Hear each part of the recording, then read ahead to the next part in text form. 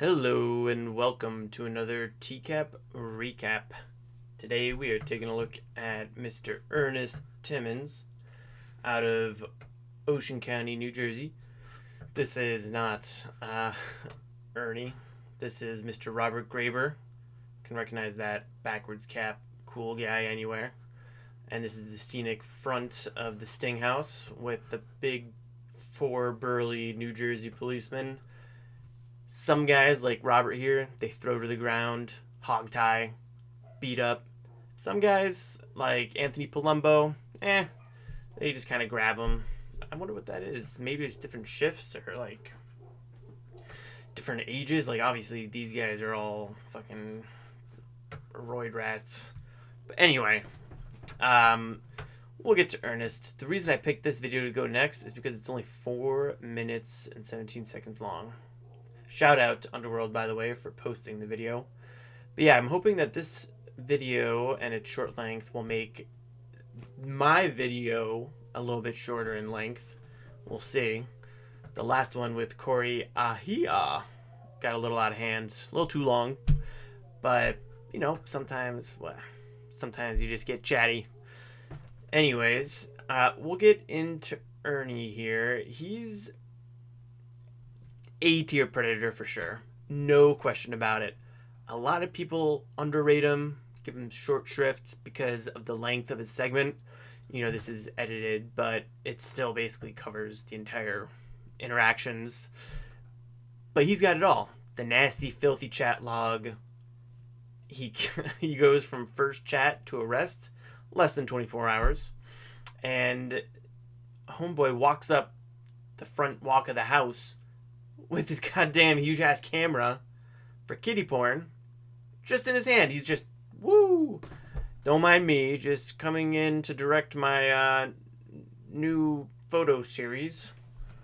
Fucking prick. Ugh. And then, boom, Hanson comes out. Ernest, he shits his pants. He's got some great reactions, especially to the cameras, also to the police. But he starts sweating bullets. You could make a margarita with all the sweat that drips out of his face if you chilled it. I mean, it's unbelievable. He must have been hella thirsty at the jail. But, God, you just love to see it, you know? You love to see these guys getting grilled by Hanson. Grilled on the Barbie like a hunk of meat. And then he lets him go. He sends Ernie on his way and lets him walk into the police trap where they take him to jail. Ernie's journey didn't last much longer after that. He didn't spend it in prison, though, but we'll get to that at the end. Let's jump on in. Oh, damn. You know, I forgot. We're talking about the A-tier predator. But yeah, that's why he's an A-tier predator. He's got the full, apotheosis of rage, anger, justice, release. And he's got some really memorable lines too. So despite the short segment, he can go up against the best of them, in my opinion. Like, there's not a lot, but it's all quality. Let's go. Okay, that's gonna be Joker. He's supposed to be in a mid-sized Chevy, he said. Decent car. Here comes another suspect who will also try to play this as a big misunderstanding. He's 33-year-old Ernest Timmons, a mechanic for the United States Air Force, calling himself Joker. He doesn't even use the strap on the camera. What a dumb son of a bitch. Like, he's just holding it. One neighbor comes out and says, "Hey, Ernest what are you doing? Timmons, a mechanic for the United States." He would drop that. Boom, shatter it. So, not the safest way to carry your kiddie porn camera, Ernest. What the hell am I talking about? Ernest is no longer with us, so it doesn't matter. I can't tell him better ways. I can't write to him in prison or anything. Nobody can talk to Ernie now. But that's for the end of the video. We'll get back to Mr. Ernie on high. Air Force. Actually, probably Ernie below. What am I saying? Ernie on high. Ooh, he better hope there ain't a heaven and hell. Because this is not the kind of stuff that gets you into heaven, Ernest. Let's go. Calling himself Joketer34, he's been chatting online about having sex with a girl who tells him she's 13. What do you want me to do? Gross. Whatever you want. But I thought you wanted the real thing. I thought you Ned the real thing. Obviously that's an intentional mistake to somehow prove that this is a decoy, a 13-year-old girl. Maybe you're just thinking with my head. Dinking with my head. Nobody used that term in 2005, at least not in Minnesota. Maybe it was a thing in New Jersey. Y'all have to let me know. Oh, I just said y'all. Fuck. No more of that. Everyone in New Jersey, the millions of listeners this will surely will have to let me know if they ever said dinking with my head instead of like fucking with my head back in 2005. No, I want the real thing. I'm scared to get caught with a minor. Then don't tell anyone. Then the military man Should be asks scared. the decoy for a photo of her breasts. A pic of your Have a boobies. picture of your boobies I could see? Please? Do you have a pic of your boobies I could see? Who says this? He's a grown man. 33 years old. I mean, come on, boobies. Do you have a pic of your boobies I could see? Please?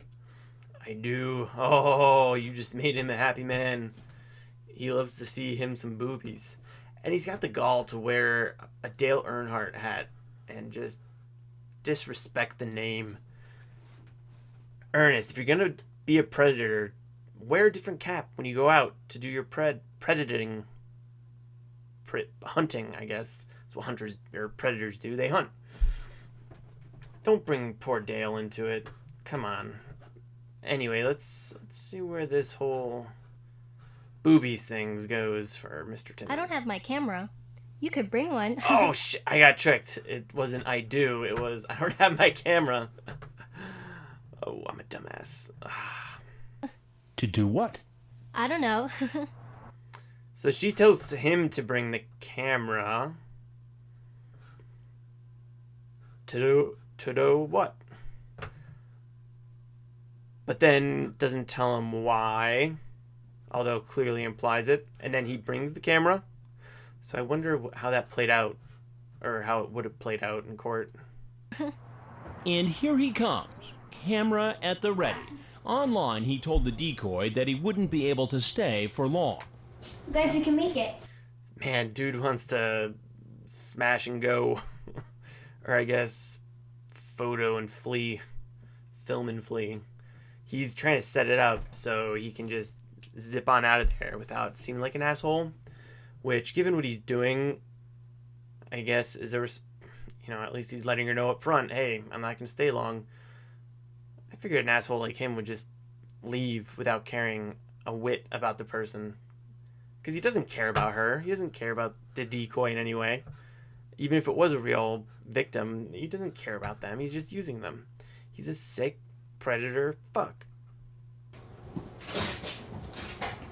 No idle chit-chat for this man. It was hard for him to cross that door, cross that boundary into this new world.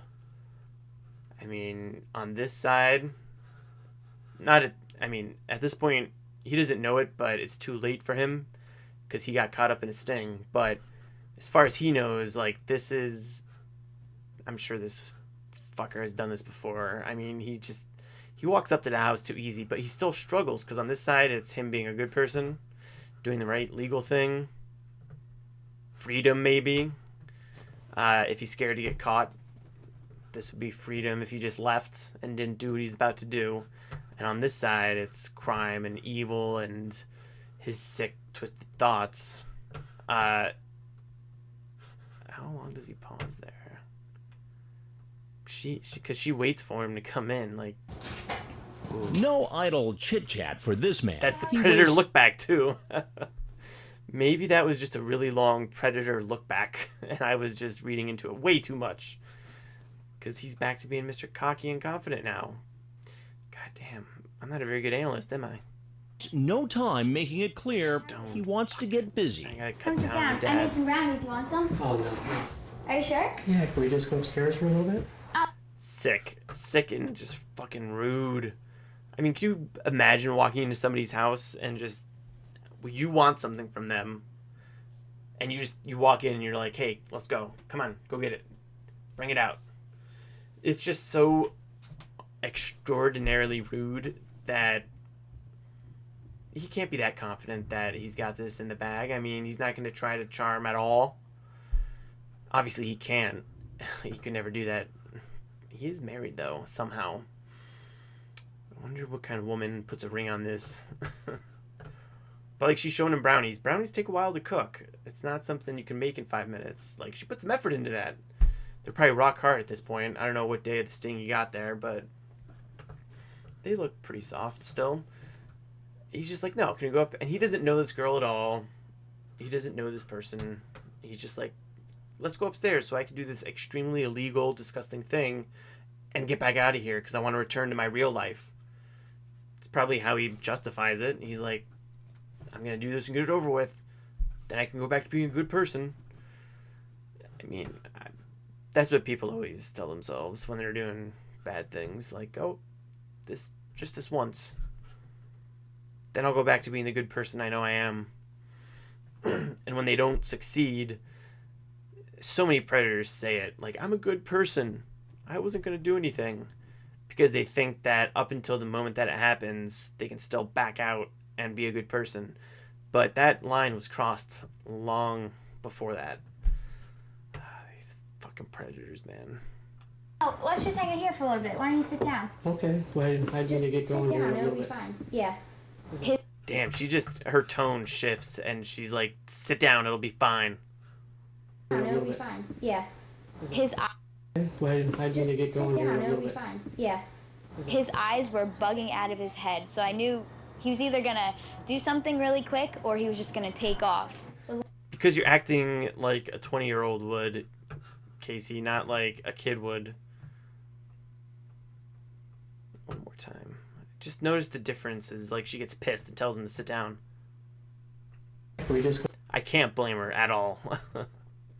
I'd smack this guy upside the head. go upstairs for a little bit. Oh, let's just hang out here for a little bit. Why don't you sit down? Okay. Well, I didn't Just get sit going here a down. little It'll be bit. fine. Yeah. His eyes were bugging out of his head, so I knew he was either gonna do something really quick or he was just gonna take off. Well, weren't you gonna bring me lotion or anything? Oh no, I don't have any. Oh, because I thought you were gonna teach me some stuff. That's Weird, like... Normally she asks, or the decoy will ask if they brought condoms or something. all. What is he going to teach her with lotion? But he knows something's up. That set off the radar right there. I mean, how could it not? Ernest isn't, like, particularly bright, but he's not particularly stupid for a predator. But he's got good intuition, which another leads me to believe that he's done this before plenty of times. Because he knows immediately something's up. I guess he could have caught it a little bit earlier when she starts getting assertive and telling him to sit down. No 13-year-old girl would act like that, but when she says something so obvious, you can't ignore that. Right, Ernie? Stuff. That's all. Yeah, is everything okay? Yeah, teach me some stuff. That's all. Damn it. Off. Well, weren't you gonna bring me? Eyes were take off. Well, weren't you gonna bring me lotion or anything? Oh no, I don't have any. He's like, what is she talking about lotion for? What the fuck? I came here to take pictures of her. Oh, because I thought you were gonna teach me some stuff. That's all. That was the line that gave it away. Gave up the game. It does, I mean, maybe I'm just can hear it because I know what it is, but it does sound different from how she was talking.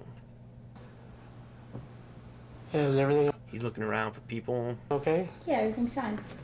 Yeah, actually, everything is just fine, but I need you to have a seat right there. Yes, sir. Put the camera down. Just have a seat, please. Have a seat. Now watch how Oh. He immediately just goes into like what he must be like in front of superior officers, I would imagine. Or especially ones that like beat him up on a regular basis outside the gym or whatever kind of bullying they do in the Air Force, because he just immediately, yes sir. Oh, he immediately knows how much trouble he's in. Sorry guys, my throat. I talk all day on the phone, so by the time it gets to be nighttime, it's just running ragged. But he knows how much trouble he's in immediately. Again, that's the sign of like an expert. He knows the risks, he knows intuition, he knows what to look out for, and he knows when he's fucked. He knows when it's time to cut. He's not gonna give up though. He's gonna give it the old Ernest Timmons sweat. Right there, friend. Yes, sir. Put the camera down. Just have a seat, please. Have a seat. No. What does he say there? Hi. After yes, sir.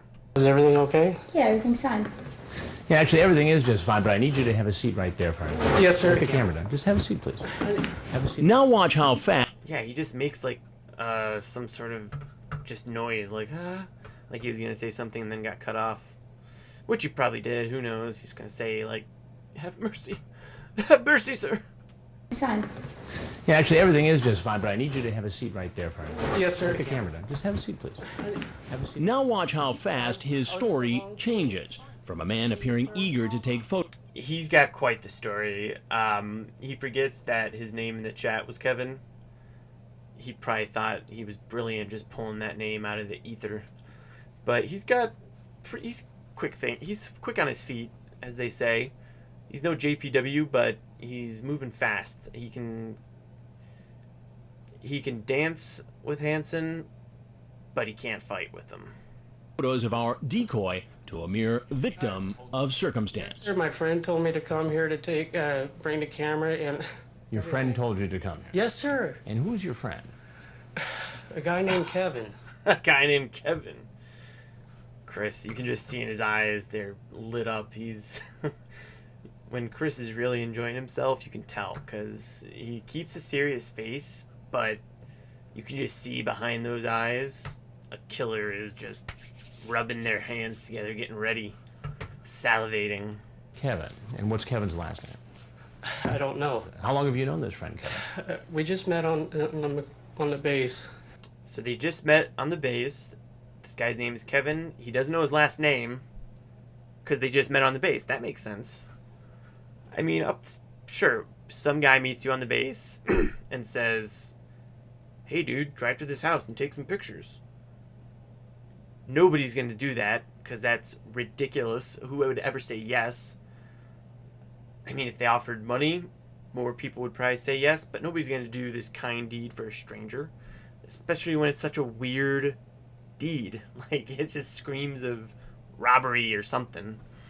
But still, it's at least plausible. Like, it could have happened if there was some weird reasoning or logic being used by both parties. So you were going to come in, and you have your... He's holding his hands up like, "I don't know. I don't understand either. Sir, I'm as confused as you are." I think I can just go whoop, whoop. This video is so short that it's making me trip up on, like, going back and rewinding because it rewinds such a short amount. Kevin. And what's Kevin's last name? I don't know. How long have you known this friend, Kevin? We just met on the base. So you were going to come in, and... He, of course, is an Air Force mechanic. So that's why he's on the base. You have your camera ready, and you say to the girl who you think is 13, or your friend thinks is 13, I that don't you want to know run exactly. you want to run upstairs because you only have a little bit of time. Do you see why this There it is. There's the sweat. It starts. does not make sense? Yes, sir. I perfectly... Look at he really gives his eyebrows some exercise here. He's using those eyes to the full extent. He's just as surprised as you are, Chris. Come on, he's just a normal good guy. Yeah, why you think I'm just as stunned as you are? Well, you're stunned because you got caught. That's why you're stunned. Because I think you're telling. Oh my god, more sweat. Now it's already dripping down. Damn it, I wish we had the uncut so we could know how far, like, how much time has elapsed. It doesn't seem like much, but you never know. Telling a big fat lie to me right now. I'm not telling you lies, sir. It doesn't make sense. I know. As the Air Force It doesn't make the it in that sentence is his story. His story doesn't make sense. Your story doesn't make sense, Ernest. I know, it doesn't make sense. That's why I'm just as stunned as you are. Mechanic sweats profusely. He reveals he's about to be deployed to Iraq. I leave in about a week and a half. And so you stopped by here for a quickie with a 13-year-old before you went over to Iraq? No. He doesn't look like he was saying that to somehow escape the situation, which I thought he would. You know, like, oh, sir, I'm going to Iraq to serve the country, to risk my life. Like, how could you do this to me? Just let it slide, I promise. I'll be different when I get back. But he doesn't really, he seems kind of resigned as he says it. Sir, I was a joke. It turns out the 33-year-old military man is married. His wife's picture is on the camera. Do you have kids? I have a kid, yes. You have a kid. How old? So it was a joke by Kevin, who he just met at the base. So he meets a man named Kevin. Doesn't know his last name. Kevin says, go to this house and take some pictures, because Ernest also denied knowing that the girl was 13. Go to this house and take some pictures. Ernest goes. Oh, he's busted by Chris Hanson. He figures out that it must be a joke because this stranger that he just met named Kevin plays a lot of practical jokes on him. I think that's the story he's going with. Nah, that's implausible. Sorry, Ernie. Can't cut you any slack on that. Because if you just met the guy, you wouldn't know it was a joke.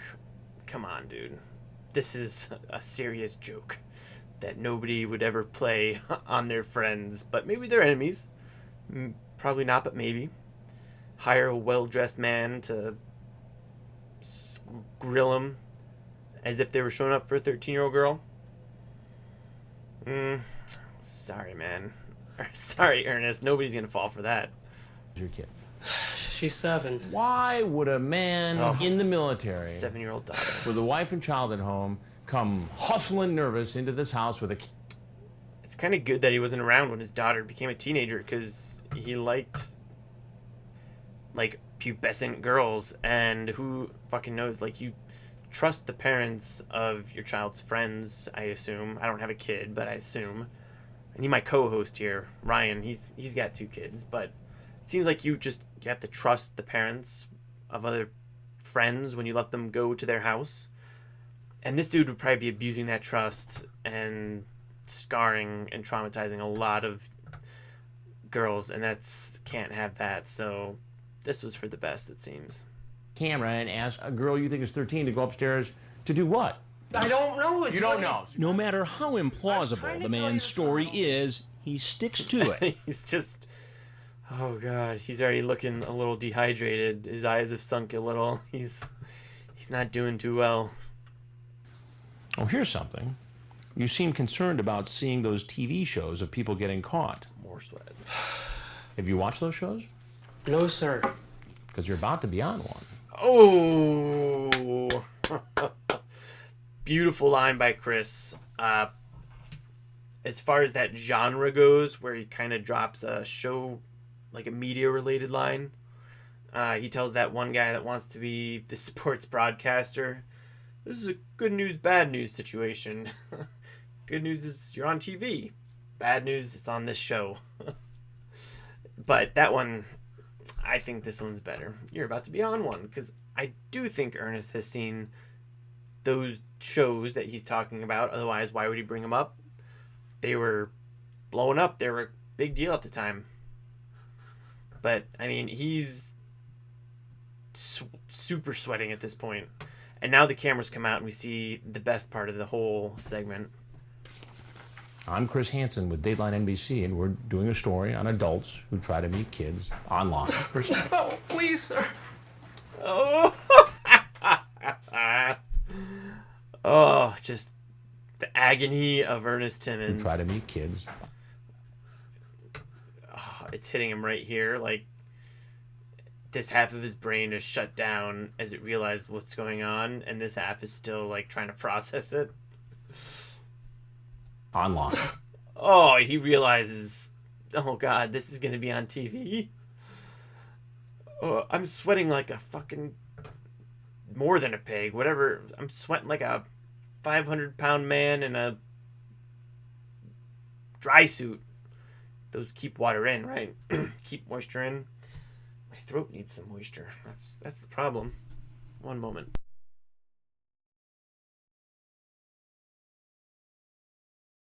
Sorry, everybody. We're back. Shit, we gotta wrap this up. But yeah,